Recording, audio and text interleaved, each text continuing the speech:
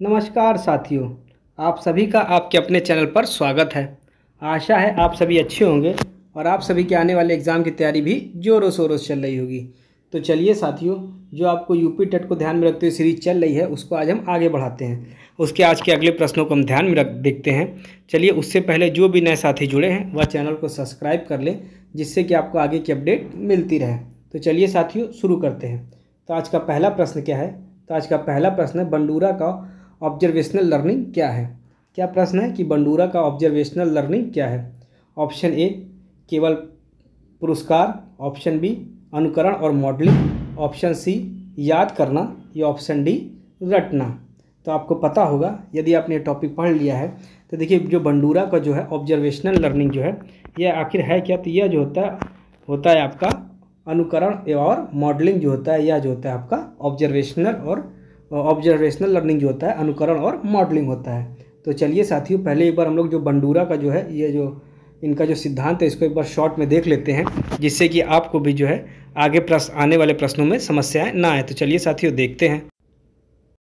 तो चलिए समझते हैं। देखिए, बंडूरा जो है सामाजिक अधिगम का सिद्धांत देता है। इसको हम लोग शॉर्ट में देखा जाएगा, उसके बाद जो है यह टॉपिक जो है पूरा एक तरीके से आपको एक बार कराया भी जाएगा। देखिए, इसमें इन्होंने क्या किया था कि जो बंडूरा का एक सामाजिक अधिगम का सिद्धांत था, इन्होंने आखिर किया क्या था। इसमें इन्होंने क्या किया, कुछ बच्चे लिए और सारे बच्चों को एक कमरे में बंद कर दिया। फिर वहाँ पे ऐसा किया इन्होंने कि एक मूवी दिखाई एक तरीके की, जिसमें क्या हुआ कि मूवी में डॉल को पीटते थे पीटता था एक व्यक्ति। तो जब उन बच्चों को फिर ये डॉल दी गई तो क्या हुआ कि बच्चों ने भी उस डॉल को पीटा। इससे यह समझ में आया कि जो होता है बच्चे जो है समाज से सीखते हैं। इतना आप समझ चुके होंगे। इसके अलावा इन्होंने क्या किया था, इनका जो केवल सीखना जो है, इन्होंने कहना था कि प्रयास और भूल से केवल नहीं सीखा जाता, बल्कि अनुकरण और अवलोकन से सीखा जाता है ना। जो इनका जो मेन जो चीज़ें थी, तो इन्होंने क्या कहना था कि अनुकरण द्वारा अधिगम और प्रेक्षण अधिगम, इनका यह जो थे इनके प्रयोग थे। तो यही इनका प्रयोग है जो अभी आपको बताया है कि बंडूरा ने जो है बोबो डॉल पर एक्सपेरिमेंट किया था कि बच्चों को एक बार पीट के मूवी दिखाई, जिसमें बच्चे जो है मुक्का मारते थे एक व्यक्ति। फिर जब बच्चों को डॉल दी गई तो बच्चों ने भी मारा। इससे यह समझ में आया कि दूसरों को देख के बच्चे आक्रामक व्यवहार सीख जाते हैं। इसके अलावा क्या हुआ, इनके जो कुछ जो पॉइंट है, 4 अवस्थाएं थी, attention, retention, reproduction and motivation. इन शब्दों को याद रखिएगा। अटेंशन में क्या होता है कि सीखने वाला व्यक्ति मॉडल के व्यवहार को ध्यान देता है, उसके बाद जो है उसको अपनी स्मृति में रखता है, और फिर मिलने पे जो है व्यक्ति जो है क्रिया को दोहराता है। और अगर जो मोटिवेशन में यदि उसको जो होता है प्रशंसा मिली तो उसको बार बार करेगा, और यदि उसको जो है वहाँ पे प्रशंसा नहीं मिली तो वह कार्य छोड़ देता है। इसके अलावा क्या था, इनके में मॉडलिंग थी। मॉडलिंग क्या होता है कि दूसरों के व्यवहार की नकल करना। फिर इमिटेशन था, अनुकरण था कि देखे गए व्यवहार को दोहराना। क्या समझ पाए? मॉडलिंग दूसरों की नकल करना, फिर देखे गए व्यवहार को दोहराना, फिर स्वप्रभावकारिता या सेल्फ एफिकेसी, अपने कार्य करने की क्षमता में विश्वास। और फिर आता है प्रबलन, यदि सकारात्मक मिला तब तो कार्य करेगा, और अगर नकारात्मक मिला तो कार्य छोड़ देगा करना। तो सेल्फ एफिकेसी जरूर देख लीजिएगा, अपने कार्य करने की क्षमता जो होती है यह सेल्फ एफिकेसी कहलाती है। तो यही देखिए शॉर्ट में हमने आपको बता दिया है। चलिए, जब ये टॉपिक पढ़ाया जाएगा तो टॉपिक काफ़ी बड़ा हो जाएगा, मतलब कुछ पॉइंट आपको बता दें जिससे कि आपको क्वेश्चन करने में समस्याएं ना आए। तो चलिए साथियों, अब आगे बढ़ के देखते हैं प्रश्नों को। तो अब आप इस प्रश्न को देख लेंगे कि क्या था कि बंडूरा का ऑब्जर्वेशनल लर्निंग क्या थी। उन्होंने क्या बताया था कि सीखना सिर्फ प्रयास एवं त्रुटि से ही नहीं होता, दूसरों को अनुकरण करके भी सीखा जाता है। तो केवल पुरस्कार से, अनुकरण मॉडलिंग से, याद करके या रट के। तो उन्होंने क्या बताया था कि अनुकरण और मॉडलिंग से भी जो है वह सीखा जा सकता है। समझ गए होंगे आप लोग। इतने में किसी कोई समस्या हो तो अब आप बताइएगा। इसके अलावा जो है चलिए देख लेते हैं कि बंडूरा के अनुसार बच्चे दूसरों का अनुकरण करके सीखते हैं। ठीक है, कोई समस्या आपको इतने में कोई तो तुरंत बताइएगा। चलिए आगे बढ़ते हैं। अगला आता है बंडूरा का सेल्फ एफिकेसी क्या होती है। तो इस शब्द को भी समझिएगा। अभी आपको बताया था ना कि अपने कार्य करने की क्षमता पर विश्वास। क्या होता है? दूसरों पर निर्भरता, या तो बिल्कुल उन्होंने नहीं बताया था। अपने कार्य करने की क्षमता पर विश्वास, केवल शिक्षक विश्वास, या केवल परीक्षा।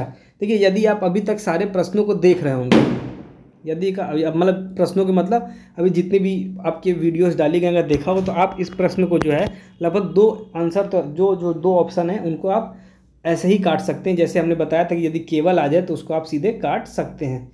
केवल से ही आप काट सकते हैं। तो क्या समझ में आया इसमें आपको? कि देखिए अब दो तो ये कट गए, अब बचे दो। दूसरों पर निर्भरता, अपने कार्य की करने की क्षमता।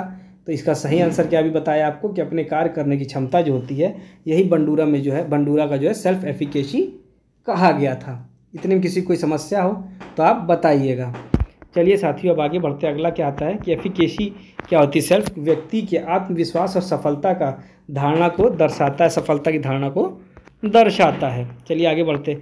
स्किनर का जो है ऑपरेंट कंडीशनिंग क्या कही जाती है, सभी साथी बताएंगे। तो पुरस्कार एवं दंड के माध्यम से सीखना, केवल अनुकरण से सीखना, केवल रटना या केवल अनुभव से सीखना। सभी साथी बताएंगे कि जो है स्किनर का जो है ऑपरेंट कंडीशनिंग क्या कही जाती है। पुरस्कार और दंड के माध्यम से सीखना, देखिए इनके जो ये वैसे आपको ये टॉपिक कराया जा चुका है, आप जाके जो है अपने इन्हीं वीडियो सेक्शन में जाके आप देख सकते हैं। और जो इसका जो सही आंसर होगा, देखिए वैसे अगर अभी बताया कि केवल जहाँ मिले तो वैसे ही काट दीजिए, केवल अनुकरण से, केवल रटना या केवल अनुभव। तो इसका एक ही आंसर बचता है, पुरस्कार और दंड के माध्यम से सीखना। आपको पता होगा कि यह जो आंसर क्या होगा इसका, पुरस्कार एवं दंड के माध्यम से सीखना। स्किनर के अनुसार व्यवहार रीइंफोर्समेंट और जो है पनिशमेंट से नियंत्रित किया जाता है। इतने में किसी कोई समस्या है? चलिए अब आगे देखते हैं। अगला प्रश्न आता है कि जो है थॉर्नडाइक का लॉ ऑफ इफेक्ट, और जो इसको अन्य नाम क्या हिंदी में, प्रभाव का नियम। तो क्या समझ में आया? जो इनका जो प्रभाव का नियम था, इसको इसमें बताया गया है कि क्या प्रभाव का नियम है। चलिए देखते हैं प्रभाव का नियम इनका। प्रयास के बिना सीखना, जो व्यवहार सुखद परिणाम देता वह बढ़ता है, केवल दंड और केवल सामाजिक सीख। देखिए जो इनका प्रभाव का नियम था यह दो हिस्सों में बटा हुआ था। क्या था? एक तो पॉजिटिव था, दूसरा क्या था इनका, निगेटिव था। अब पॉजिटिव निगेटिव मतलब सकारात्मक और नकारात्मक।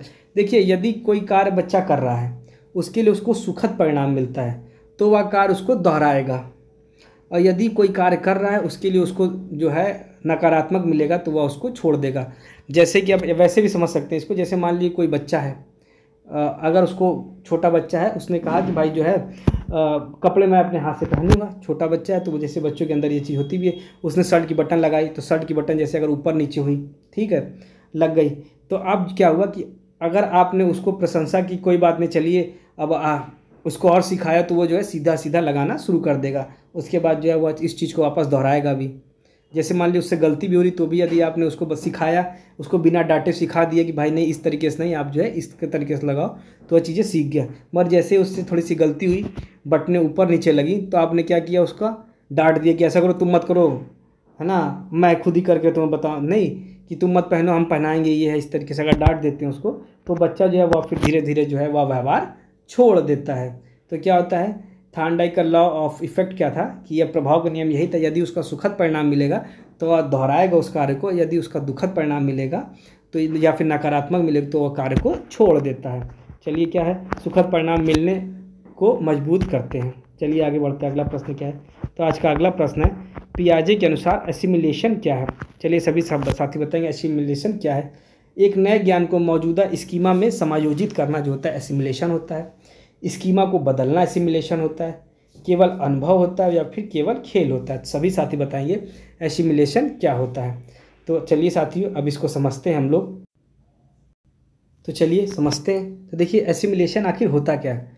देखिए इस पहले जो ऑप्शन आपने देख ही लिए हैं, क्या कि नए ज्ञान को मौजूदा स्कीमा में समायोजित करना, या फिर स्कीमा को बदलना, केवल अनुभव या केवल खेल। चलिए दो तीन शब्द समझ लेते हैं जिससे कि आपको आसानी हो। पहली चीज़ तो स्कीमा समझते हैं। स्कीमा क्या होता है, जब बच्चा, कोई भी बच्चा है, उसका जो भी पूर्व का ज्ञान है, क्या समझिए, सीधा सीधा सब समझिए, बहुत कठिन ऐसे अगर आपको नई थ्योरी लैंग्वेज समझना, आपको समझना इतना ही जिससे आपको सीधे समझ में, जो भी उसका पूर्व का ज्ञान है वही उसका जो होता है आपका स्कीमा कहलाता है। जैसे कोई बच्चे को यदि कोई नॉलेज है, जो भी पुरानी नॉलेज है, पुरानी नॉलेज मतलब जो भी उसने समाज से इकट्ठा की हुई नॉलेज, वो गलत है सही है उससे कोई मतलब नहीं, जो भी उसकी पूर्व की नॉलेज है, ठीक है, वही जो होती है उसकी आपकी जो है स्कीमा कही जाती है। अब क्या किया जाता है कि जो पूर्व की जो स्कीमा में जो है नई जानकारी जो जुड़ जाती है, जब समझ पा रहे हैं कि जब इसी में जब कोई नई जानकारी हम जोड़ेंगे तो यह क्या कहलाता है, ये एसिमिलेशन कहलाता है।